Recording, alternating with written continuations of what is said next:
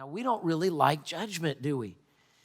Here's what N.T. Wright, the New Testament scholar, says this. I'm a biblical scholar. I'm sure he's a scholar of the Old Testament too. But N.T. Wright says this. He says, the word judgment carries a negative overtone for a good many people in our liberal and post-liberal world.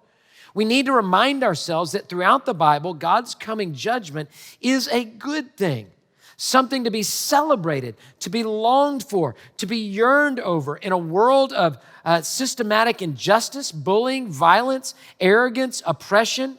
The thought that there might be a day when the wicked are firmly put in their place and the poor and the weak are given their due. This is the best news there could ever be. Faced with a world in rebellion, a world full of exploitation and wickedness. Listen, last thing. A good God must be a God of judgment. A good God must be a God of judgment. How can God be good if Hitler gets away with it? How can God be good if the rapist, if they just die before the court date, they got away with it? No, there's judgment. And we see that and we understand that and we want that. What do we see when a wrong is done in society? We want what? Justice.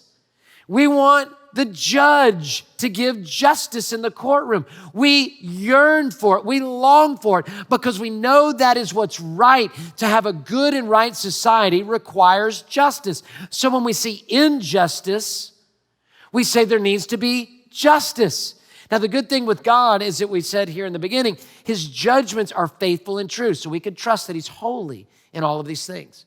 And that justice is necessary for a good God. He's a holy God. And if he just looks away and never has justice on anything, then everybody just gets away with it. And there's something in us that goes, wait a minute, that's not right. Hitler can't just get away with it because he committed suicide before he was caught. The rapist can't just get away with it because the court date came after his death. We've got to be able to have the injustice made right. Hey, thanks for watching. To find out more about Houston's First, you can subscribe to our channel or you can go to houstonsfirst.org.